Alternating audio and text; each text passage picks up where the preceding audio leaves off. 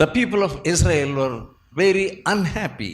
ఇశ్రాయేలు ప్రజలు ఎంతో సంతోషం లేని పరిస్థితిని వారు They ఎదుర్కొంటున్నారు. were discouraged. వారు నిరుత్సాహంలో ఉన్నారు. Once people of Israel were in Egypt, ఇశ్రాయేలు ప్రజలు ఐగుప్తులో ఉన్నారు. and also they were in captivity in Babylon. అదే రీతిగా వారు బబులోనులో కూడా బానిసత్వపు జీవితంలో బంధకాల్లో వారు ఉన్నారు. 70 years they were in Babylon. 70 సంవత్సరాలు వారు బబులోనులో అట్టి రీతిగా ఉన్నారు. Their feelings were so low and they were discouraged. వారి ఆలోచనలన్నీ కూడా ఎంతో నీరుగారిపోయినట్టుగా నిరుత్సాహంతో ఉండిపోయాయి. At that time this word is coming to them. ఆ సమయాల్లో వారి కొరకు ఈ వాక్యం వస్తుంది. But what does the word say? కానీ దేవుని వాక్యం ఏమని చెప్తుంది? 13th verse. 13వ వచనము. Sing for joy, O heaven and earth, for the Lord hath comforted his people and will have compassion on his afflicted. శ్రమనొందిన తన జనుల యందు జాలిపడి యెహోవా తన జనులను ఓదార్చియున్నాడు. ఆకాశమా ఉత్సాహధ్వని చేయుము, భూమి సంతోషించుము, పర్వతములారా ఆనందధ్వని చేయుడి. So he is asking the heaven and earth and the mountains to sing praises. ఆయన ఆకాశము, భూమి, పర్వతములన్నిటినీ కూడా ఉత్సాహధ్వని చేయమని చెప్తున్నాడు. Mountains, the heavens and the earth, at a time when they open their mouths, how it will be. ఒకేసారి పర్వతములు, ఆకాశము, భూమి అవన్నీ తమ నోటిని తెరిస్తే ఏ రీతిగా ఉంటుంది? We don't know how to run, where to run. మనకు తెలియదు ఎక్కడికి పరిగెత్తాలో కూడా. So that's what God says. దేవుడు అదే చెప్తున్నాడు. You must sing. నీవు ఉత్సాహధ్వని You చేయాలి. must sing loudly. నీవు బిగ్గరగా ఉత్సాహధ్వని పాడాలి. This is universal praise. ఇది విశ్వమంతా కలిసి చేసే స్తుతి. So when God wants us to praise him దేవుడు మనం ఆయనను స్తుతించాలి అని కోరుతున్నప్పుడు at all times, అన్ని సమయాల్లో, whether you're in captivity, మీరు బంధకాల్లో ఉన్నా, whether you're in discouragement, నిరుత్సాహంలో ఉన్నా, whether you're any dismayed condition, ఎలాంటి నిరుత్సాహపు పరిస్థితుల గుండా మీరున్నా కూడా, but what was their mind? వారి యొక్క తలంపులు ఏ రీతిగా ఉన్నాయి? 14th verse. 14వ వచనం. But the Zion means Jerusalem, says, the Lord has forsaken me and my Lord has forgotten me. 14వ వచనం. అయితే సీయోను యెహోవా నన్ను విడిచిపెట్టి ఉన్నాడు, ప్రభువు నన్ను మరచియున్నాడని అనుకొనుచున్నది. That was the devil's thought. అది సాతాను తలంపు. God never forgets you. దేవుడు ఎప్పటికీ కూడా నిన్ను మర్చిపోడు. God will never forsake you. నిన్నెన్నడూ కూడా మరచిపోడు. Because people believe the words of the devil.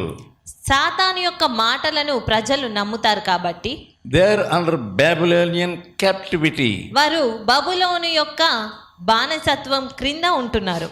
That situation made them to think like that. ఆ పరిస్థితులు అనేవి వారిని ఆ రీతిగా తలంచడానికి వారిని నడిపిస్తున్నాయి. Because you are under that captivity, నీవు కూడా అట్టి బంధకాల క్రింద ఉంటున్నావు కాబట్టి you allow these thoughts. నీవు ఈ తలంపులన్నిటికీ అవకాశం ఇస్తున్నావు. Think you are alone. నీవు ఒంటరివి అని తలస్తున్నావు. God did not give me this, God did not give me that. దేవుడు నాకు ఇది ఇవ్వలేదు లేదా అది చెయ్యలేదు అని. He has given you ample things. Whatever you want, he has already given.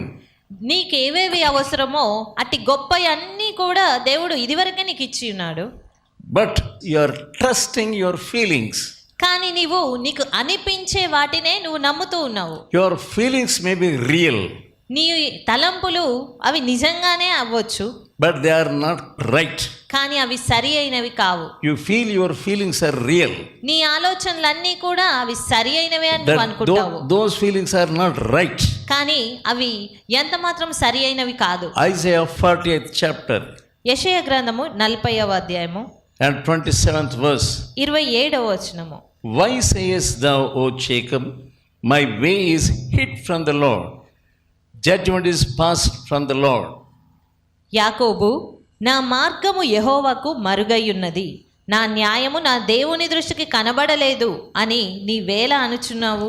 This kind of discouragement needs to be rebuked. ఇలాంటి నిరుత్సాహాన్ని నువ్వు ఎదిరించగలగాలి. You must rebuke your feelings. నువ్వు ఖచ్చితంగా నీకు వచ్చే తలంపులను నువ్వు ఎదిరించగలగాలి. You must rebuke your thoughts. నీ తలంపులన్నిటినీ నువ్వు అట్టి తలంపులను నువ్వు గద్దించి ఎదిరించగలగాలి. David learned that. దావీదు దాన్ని నేర్చుకోగలిగాడు. He learned to rebuke his own heart. దావీదు తన సొంత హృదయాన్ని గద్దించుకోవడం ఏ రీతిగా అనేది నేర్చుకున్నాడు. Whatever feelings you get, don't allow them. నీకు వచ్చే తలంపులన్నిటినీ అదే రీతిగా నువ్వు అనుమతించుకుంటూ వెళ్ళొద్దు. You have done some mistake. నీవు ఏదో ఒక తప్పు చేశావు. You had some bad feelings. అందును బట్టి నీకు కొంత చెడ్డ తలంపులు, చెడ్డగా అనిపించే వ్యవహారం, Thoughts of discouragement. లేదా నీకు దాన్ని బట్టి నిరుత్సాహపు తలంపులు You ఉంటాయి. don't find solution. అలాంటప్పుడు నీకు ఒక పరిష్కారం మార్గం అనేది నీకు You don't కనబడదు. know what to do. ఏం చెయ్యాలో తోచదు. You feel very bad. అందును బట్టి నువ్వు ఎంతో ఇబ్బంది పడుతూ ఉంటావు. No, rebuke those feelings. ఎంత మాత్రం ఆ రీతిగా ఉండవద్దు. ఆ తలంపులన్నిటినీ ఎదిరించు. Don't think that he has forgotten you or forsaken you. ఆయన నిన్ను మర్చిపోయాడనో లేకపోతే విడిచిపెట్టాడనో నువ్వు ఎంత మాత్రం తలంచవద్దు. Many circumstances are killing you. ఎన్నో తలంపులు నిన్ను ఇబ్బంది పెడతా ఉన్నాయి. Thoughts of discouragement. నిరుత్సాహపు తలంపులు. I don't have this. నాకు ఇది లేదు, I don't have a proper church. లేదా నాకు సరి అయిన సంఘము లేదు, I don't have a proper connection with God. లేదా నాకు దేవునితో సరి అయిన సంబంధం లేదు, I don't have a proper companion. లేదా నాకు సరి అయిన సహకారి లేరు, I don't have a proper friend. లేదా నాకు సరి అయిన స్నేహితులు లేరు, I don't have a prayer companion. లేదా నాకు సరి అయిన ప్రార్థన సహకారి లేరు. All these things are discouraging you. ఇలాంటి సమస్త విధములైన నిరుత్సాహపు తలంపుల చేత But when you are undergoing this kind of circumstances, నీవు ఇలాంటి పరిస్థితుల గుండా వెళ్తున్నప్పుడు 15th verse of 49th chapter of Isaiah. 49వ అధ్యాయము 15వ వచనము. Can a woman forget her suckling child? స్త్రీ తన గర్భమున పుట్టిన బిడ్డను కరుణింపకుండా తన చంటి పిల్లను మరచునా? They may forget, yet I will not forget you. వారైనా మరచుదురు గాని నేను నిన్ను మరువను. Yeah, what a wonderful promise. ఎంత గొప్ప వాగ్దానం అది.